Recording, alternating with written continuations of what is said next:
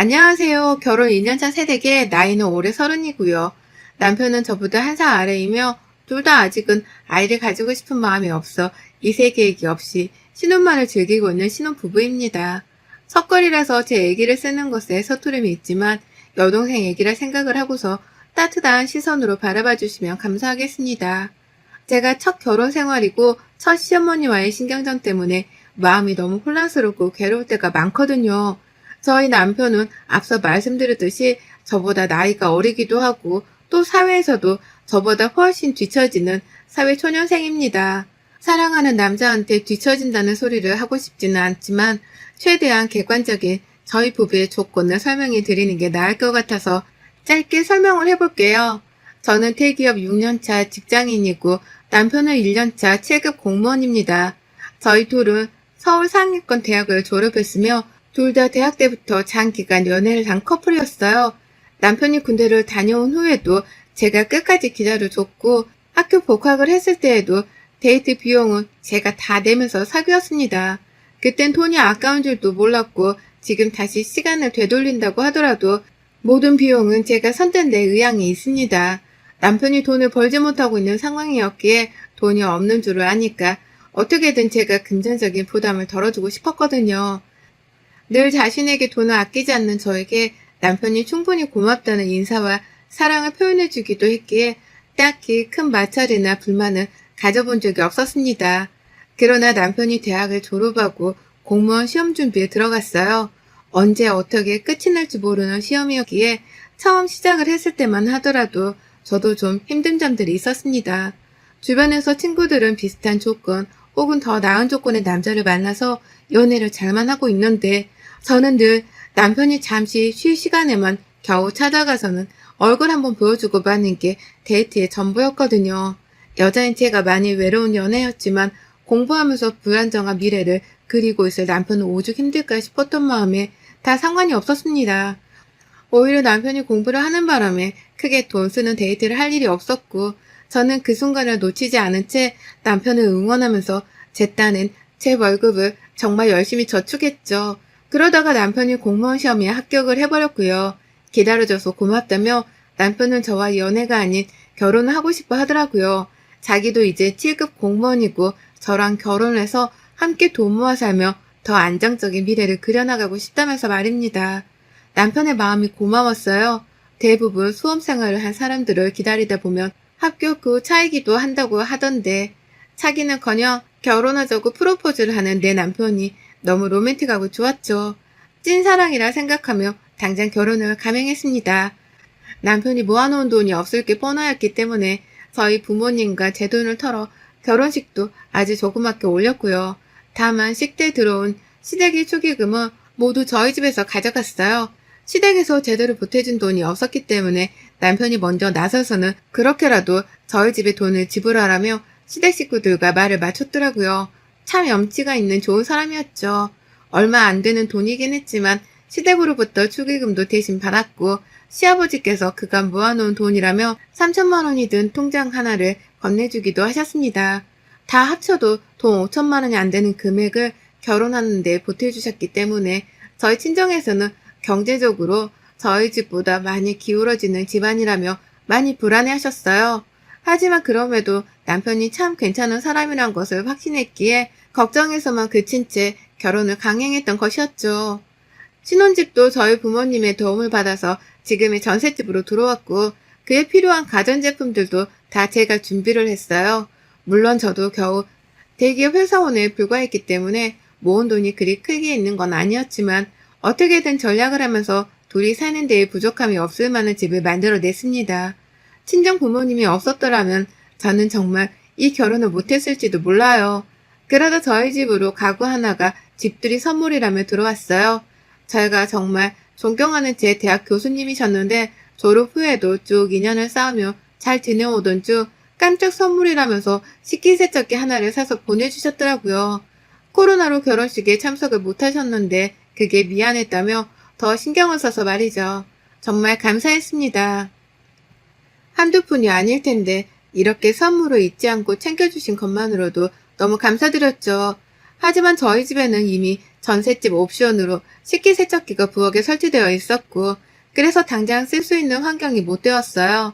저희 친정집에도 식기세척기는 이미 있었고, 도대체 이걸 어떻게 해야 하나 많이 고민을 하던 끝에 시댁으로 보내게 되었죠. 시부모님네 집에는 식기세척기가 없었습니다. 평생 쓸 줄도 모르는 분들이셨어요. 시댁으로 식기세척기를 드릴 마음은 애초부터 없었고, 나중에 우리가 우리 집이라도 장만을 하면 교수님이 사주신 이 식기세척기를 쓰자면서 잠시 친정의 창고에라도 보관을 해놓을 참이었습니다. 그래서 잠깐 거실 한복판에 박스를 풀지 않은 채로 가져다 놨어요. 그런데 그걸 시어머니가 보시고는 자기한테 안 주고 뭐하냐면서 의아해 하시더라고요. 자기 집에 식기세척기가 없는 걸 뻔히 알면서 나만 오는 거 하나를 주지 않는다며 투정을 부리셨죠. 그 바람에 저는 선택의 여지 없이 그 기기를 시댁으로 보냈습니다. 존경하는 교수님이 직접 보내주신 집들이 선물이라 언젠가 꼭 돌려받았으면 좋겠다는 말도 절대로 잊지 않을 제 말이죠. 그 2차례 시댁에 갔을 때 볼 때마다 시댁 한켠에 놓여져 있던 식기세척기가 반가웠어요. 시댁 식구들끼리 밥을 맛있게 먹고 나서는 당연히 식기세척기가 있으니 그릇은 그 기기를 이용해서 씻어냈습니다. 시어머니도 이미 많이 쓰셨던 건지 기기 주변으로 손자국같이 사용을 한 흔적들이 묻어나 있더라고요. 당연히 저희 집에서도 저희 부부가 밥을 먹고 나면 모아서 식기세척기에 설거지를 맡기며 시간을 아끼는 편이었기 때문에 남편도 그렇고 저도 그렇고 시댁에 가서 밥을 먹고 나면 자연스레 밥상 정리를 도와주겠다며 일어나서는 그릇을 옮겨다가 식기세척기 안으로 집어넣었습니다. 그런데 2달 전 남편의 생일이 찾아와 시댁에서 같이 밥을 먹자고 불러냈고, 그래서 퇴근 후 시댁에 갔더니 식기세척기가 시댁에서 감쪽같이 사라졌더라고요. 제가 분명히 언젠가 돌려달라고 말을 했었음에도 불구하고 말이죠. 식기세척기 어디 갔어요? 라며 당황해서 물어보는 제게 시어머니가 그러시더라고요. 아, 그거 쓸모가 없길래 확 당근마켓에 팔았다. 팔길 잘했지. 설거지는 역시 사람 손으로 하는 게 최고더라고. 걱정 마라. 설거지하면 내가 옆에서 그릇은 치워줄 테니. 라고 말합니다. 그게 무슨 말씀인가 싶었어요. 설마 식기세척기를 팔았다고 해서 나한테 설거지를 맡기려는 생각인 건가 싶기도 했습니다. 그것보다도 당연스레 저한테 설거지를 맡기며 자신은 도와주겠다고 말하는 시어머니의 모습에서 확 깨버렸죠. 설마 요즘 같은 세상에도 며느리한테 집안 설거지를 맡기려고만 하는 철딱선이 없는 시어머니가 있나 싶었는데 딱 보니 우리 시어머니가 그 짝인 것 같더라고요. 그리고 이건 저뿐만 아니라 시아버지와 남편도 저와 똑같이 느껴본 것 같습니다. 제가 너무 당황함과 동시에 열불이 나서는 얼굴이 빨개진 채로 그걸 그렇게 그냥 팔아버리셨다고요? 저한테 돌려주기로 약속하셨잖아요, 애초에. 라고 언성을 좀 높였더니 남편이 옆에서 더욱 당황해 하더라고요. 상황 파악을 한 남편은 엄마, 그거 교수님이 주신 건데 그렇게 마음대로 팔면 이 사람이 뭐가 돼? 나중에 교수님을 집으로도 꼭 한 번은 초대하고 싶어한 사람인데 교수님께 뭐라고 말씀드려 하냐고. 라면서 자신도 화가 나는지 시어머니께 좀 언성을 높였죠. 옆에 서 있는 제 눈치를 살살 보면서 말입니다. 그런데 시어머니는 오히려 참나 겨우 그거 하나 퇴폐한 거 가지고 라며 오히려 돈을 물어주겠다는 얘기를 꺼내기만 하셨고 옆에 있던 어린 시누이가 반격을 했습니다. 시누이는 아직 백수라서 직장도 없고 가진 돈도 없고 또 그냥 시댁에 얹혀 살고 있는 제 남편의 여동생이었거든요. 저랑은 무려 4살 차이가 나는 어린 친구이고요.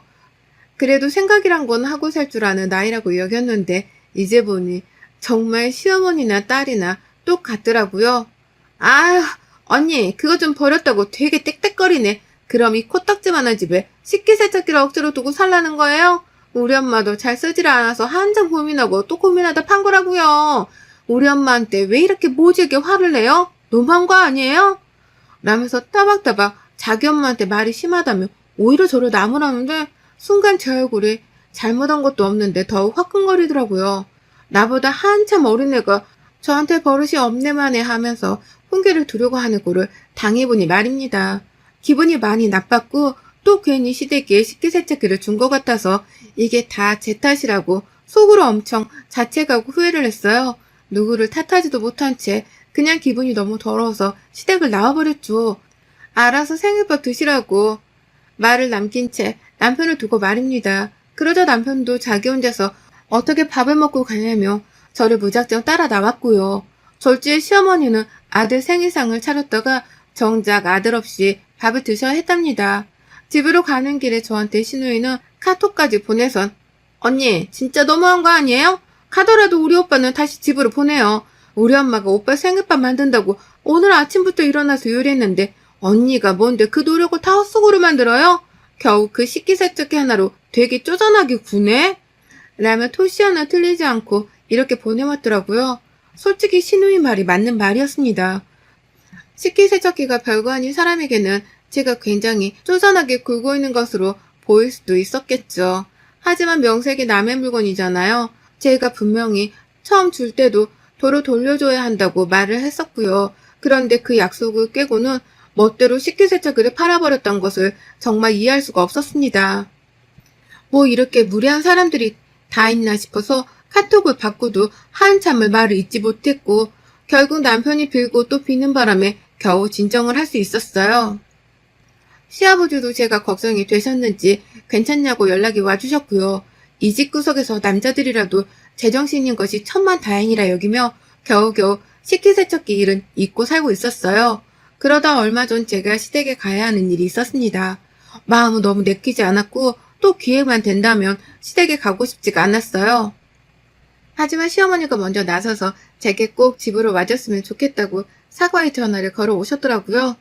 얘야, 내가 겨우 식기세척기 하나여서 그냥 생각 없이 팔았는데 네가 이렇게 과민 반응을 할 줄은 정말 상상을 못했잖니. 이것 때문에 내가 멀쩡히 살아있는 우리 아들이랑 사이도 서먹서먹해졌고 말이야. 내 딸도 지 오빠랑 예전보다 많이 서먹해졌다고 힘들어 하더라. 우리가 잘못했다. 우리가 아는 게 뭐 있니? 그냥 가전제품 하나 버린다는 생각만 했을 뿐 너를 괴롭히려거나 속상하게 만들 생각은 정말 없었다. 그러니 너도 이쯤 화는 풀고 우리 그냥 가족답게 서로 밥 먹고 웃으며 허심탄회하게 풀자, 응? 이라고 하면서 말입니다. 솔직히 시어머니의 사과가 내키진 않았어요. 제가 과민 반응을 했다면서 절 살살 돌려가고 계시는 그 말투가 여전히 저는 빈정상하고 사과답지도 않게 느껴졌거든요.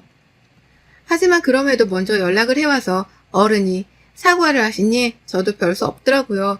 못 이기는 척 그냥 사과를 받아들이고 유도리 있게 넘어가는 수밖에요. 그렇게 얼떨결에 시댁으로 갔습니다.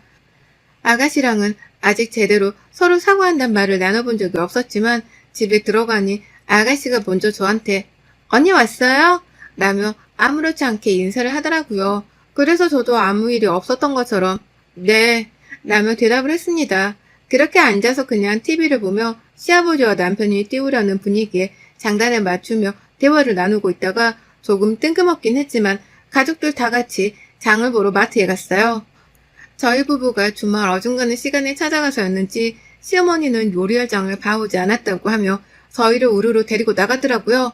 사실 혼자 마트에 다녀오시겠다고 나서시는 걸 그냥 보고만 있을 수가 없어서 저랑 남편이 같이 가자고 합세를 한 것이었고 그러다 졸지에 아가씨랑 시아버지까지 우르르 다 나서서 함께 가게 된 것이었습니다. 동네 마트가 가까워서 도착은 금방 했어요. 남편이 카트를 끌고 있길래 저는 딱 남편의 옆에 붙어서 어머님 장 보는 걸 따라다녔죠. 그러다가 아주 잠깐 어머님이 커피 믹스가 떨어졌다는 소리를 하시길래 제가 커피를 찾으러 일행이랑 떨어졌고 한참 커피콘으로 찾다가 한 박스를 들고 남편을 찾아 다시금 가고 있었는데요. 그 길에 시어머니와 시누이의 대화를 엿듣게 되었습니다. 저처럼 따라 나와서 살물건을 고르다 보니 일행들과 떨어진 두 사람이 글쎄 제 뒷담화를 신랄하게 나누고 있더라고요. 아주 감쪽같이 표정 관리를 해선 저를 초대해놓고 알고 보니 새까맣고 더러운 마음을 속에 품고 있었던 것입니다. 엄마, 오늘 그냥 확 사고 싶은 거 다 사버리고 오빠랑 세연이한테 계산하게 하자. 또 살 거 없어? 집에 또 뭐가 없더라? 라며 말을 하는 시누이의 말에 옆에서 시어머니가 나도 안 그래도 그러려고 지금 다 골라내고 있잖아. 나중에 계산할 때 네가 또 옆에서 한마디 거들어. 세연이가 저번에 오빠 생일상 파토 냈었으니까 오늘 이런 건 계산해야 하는 거 아니냐고. 그러면 나도 거들라니까. 라면서 맞장구를 치더라고요. 정말 그 순간 남편이고 뭐고 가슴이 철렁하더라고요. 모녀가 쌍으로 저런 질 나쁜 대화나 나누면서 며느리 하나를 괴롭히려고 하는 걸 보니 그나마 남아있던 정마저 뚝 떨어지는 심정이었습니다. 그런데 더 큰 반전이 드러났습니다. 얼마 전 시어머니가 버리셨던 그 식기세척기에 대한 진실이 두 사람의 대화를 통해서 드러났어요. 신우이가 그러더라고요. 난 진짜 새언니가 너무 싫어 죽겠어. 돈 많다고 떵떵거리는 것 같아서 재수도 없고 우리 집을 좀 우습게 여기는 것도 같지 않아? 안 그럼 오빠가 어떻게 우리 집으로 들어온 축의금을 언니한테 다 줄 수가 있겠어? 이게 다 언니한테 조종당하고 있어서 그런 게 분명해. 라고 말입니다. 그러자 그 옆에서 시어머니가 그러더라고요. 그러니까 겨우 그 식기세척기 하나 주면서도 토로 탈라고 하던 거 봐. 아유, 난 그게 며느리를 도우는 것도 모른 채 그저 좋다고 집에 들고 왔지 뭐야. 식기세척기 하나 때문에 며느리가 내 집에서 손에 물 한 방울 안 묻히다 간다는 게 말이 되는 거니? 빨리 팔아버렸으니 그나마 다행이지. 만약 그걸 안 팔았음 오늘도 니네 언니는 손에 절대 물 안 묻혔다. 내가 절대로 그건 두고만 보고 있을 수 없지. 저번에도 니네 오빠 생일상을 핑계로 설거지 한번 시켜보려다가 저게 혼자 식기세척기를 팔았다고 삐져서는 집으로 돌아가는 바람에 흐지부지 된 거 아니야. 오늘은 기필코 내가 며느리냐 손에 물을 묻히고야 만다. 라고 말입니다. 아이고 세상에나. 그러니까 며느리인 제가 집안에서 설거지를 하면서 식물 노릇을 하는 꼴을 어떻게든 보고 싶은 나머지 제 교수님이 사주신 멀쩡한 식기세척기를 버렸단 소리를 하더라고요. 딸 가진 사람이 며느리 귀한 줄을 모른 채 자기 딸한테 아주 자랑스럽게 그 말을 하고 있었고 저는 그 말을 바로 근처에서 귀담아 듣게 되었고요.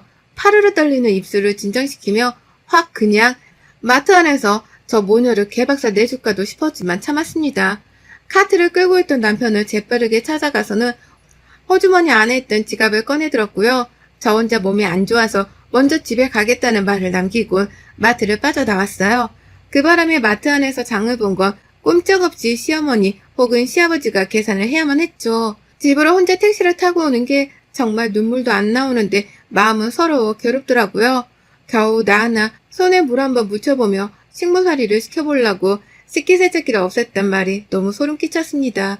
그래놓고는 자기 엄마가 아들 생일상을 차리려고 아침부터 고생을 했네 어쩌네 하면서 애를 운운하던 신우의 말도 다시 떠올려보니 얼척이 없었네요.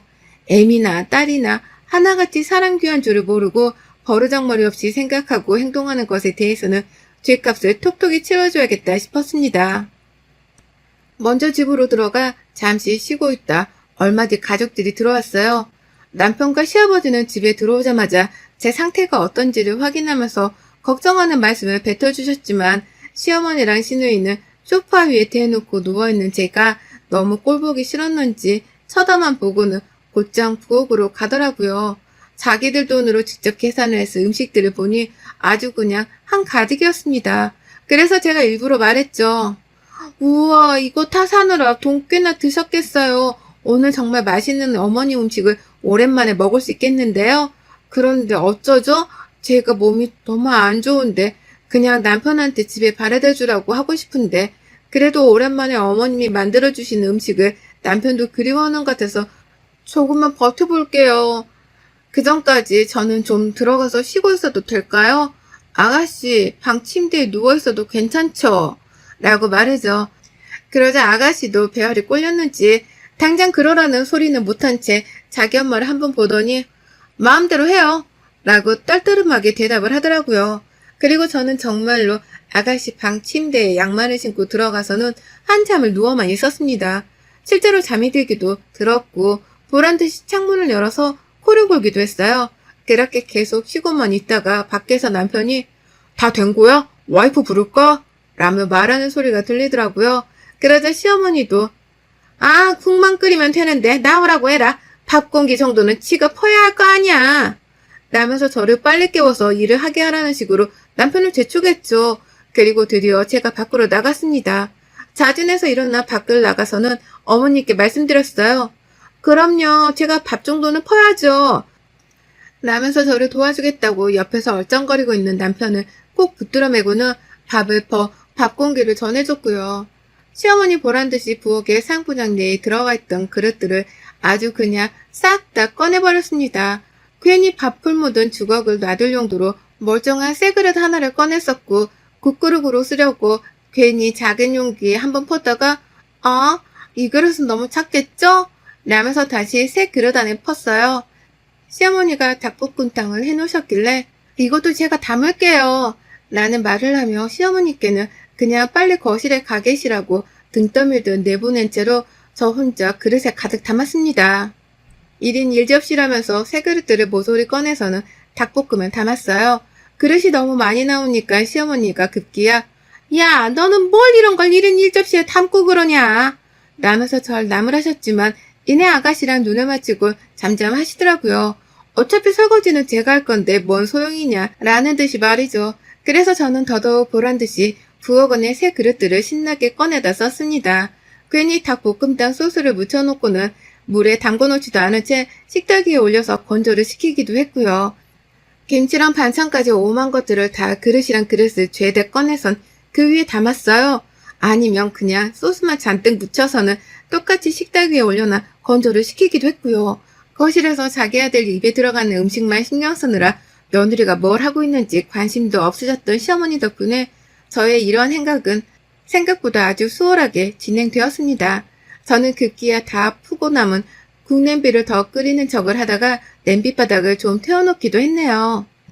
어떻게든 나중에 설거지를 하기 불편한 상태가 되도록 만들어 놓기 위해 저 혼자 부엌 안에서 개고생을 좀 했고, 그럴 가치가 충분하다면서 나중에는 더 신이 나선 부엌 안에 있던 시모 그릇이랑 그릇을 모조리 다 꺼냈어요. 그리고는 부엌을 나서던 그때 시부모님께 인사를 드렸네요. 전 이만 가볼게요. 귀한 아드님이랑 맛있게 잡수세요. 오늘 설거지거리 엄청 많으실 텐데 어디 한번 식기세척기랑 며느리 도움 없이 혼자 잘 닦아보세요. 라고 말하면서 제 가방을 챙겨서는 현관으로 나왔어요. 그 바람에 시아버지랑 남편이 그게 무슨 소리야? 어디 간다는 거야? 라면서 밥을 먹으려다 말고 저를 따라 현관 쪽으로 일어나 오셨고, 급기야 뒤에서 시어머니가 저게 무슨 뚱딴지 같은 소리냐? 밥 먹고 가! 라면서 억지로 저를 붙잡아 놓으려 발악을 하더라고요. 설거지를 어떻게든 한번 시켜보겠다고 말이죠. 그래서 제가 남편을 보며 사실을 털어놨어요. 니네 엄마랑 여동생이 마트에서 하는 소리 다 들었어. 어떻게든 나한테 설거지 한번 시켜보겠다고 교수님이 사주신 그 식기세척기도 버린 거였대. 오늘 우리 돈 한번 써보겠다고 일부러 마트 휘저어대며 쇼핑도 한 거고, 난 저렇게 거지 같은 속물인 사람이랑 겸상 안 해. 자기도 잘 알잖아. 게다가 난 우리 부모님한테 사랑받고 자란 나를 이따위로 하대하는 것들한테 제 아무리 시댁 식구라 할지라도 그냥 참고 넘길 수 없어. 내가 당신 사랑하는 건 잘 알지만 당신 가족들 때문에 정이 뚝뚝 떨어졌어. 밥 잘 먹고 집에 오면 당신 짐 다 싸서 오늘 안으로 당장 나가. 다시는 내 집안에 발 들여놓을 생각도 하지 말고 네 엄마랑 여동생은 내 앞에 절대로 보일 생각도 하지 마. 재수 없으니까. 라면서 뜬금없는 폭탄 선언까지 하고는 시댁 문을 쾅 닫고 나왔습니다. 나오는 순간 시댁 안에서는 남편이 아주 시어머니와 여동생을 향해 소리를 지르며 무슨 일이 있었던 거냐고 화를 내더라고요. 시어머니는 그 앞에서 아주 쩔쩔매고 계셨고요. 급기야 남편은 불이 났게 저를 따라 집을 나왔는데요. 저는 그 길로 남편을 데리고 집으로 돌아왔어요. 시어머니하고 시누이 버릇 좀 고쳐야겠다며 남편에게는 집 나간 척을 하며 당분간 시댁에서 좀 지내란 부탁을 했고요. 처음엔 남편이 이렇게까지 해야 하냐고 했지만 남편도 자기 엄마랑 여동생의 버릇을 단단히 고쳐주고 싶었는지 짐을 싸서는 시댁으로 들어가더라고요. 결국 그 바람에 시댁은 아주 난리가 났습니다. 그날 가뜩이나 설거지거리가 한가득이어서 시어머니 똥줄이 탈세터인데 멀쩡한 아들이 이혼남이 되어서는 쫓겨나 집으로 들어오니 아찔하셨겠죠. 가장 먼저 시어머니가 연락이 와서는 제발 다시 한번 화해하고 합치라면서 쩔쩔매더라고요. 저처럼 결혼식 비용에 혼수까지 다 준비해올 며느리를 또 만날 수 없다는 것을 본인도 뒤늦게 알아챘는지 내가 너한테 받은 게 너무 많은데 이렇게 이혼하면 미안해서 어떡하니. 내가 딸이랑 했던 말은 제발 잊고 너희 둘이서라도 잘 살아라. 내가 정말 다신 간섭하지 않을게. 다신 설거지 어쩌고 하는 소리도 입 밖으로 내지 않으마. 딸년도 내가 교육 똑바로 다시 시키고 살 테니까 부디 아들만은 좀 데려가라. 라며 사과도 제대로 하셨습니다. 옆에서 시아버지는 진심으로 사과라고. 너도 얼른 네 새언니한테 사과해. 라면서 신우이를 혼내고 있는 소리도 들리더라고요. 결국 저는 하루도 되지 않아 얼굴을 보진 않았지만 신우이랑 시어머니께 정식으로 사과를 받았습니다.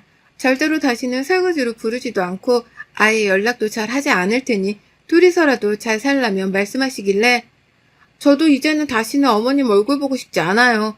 둘이서 잘 살 거니까 쓸데없이 밥 먹자는 소리 해대며 저까지 불러낼 생각을 다시 하지 마세요. 불러낼 거면 당신 아들만 불러내시라고요. 그리고 어린 딸 교육도 좀 똑바로 시키시고요. 라며 제 할 말을 마저 다 하고는 전화를 끊었답니다.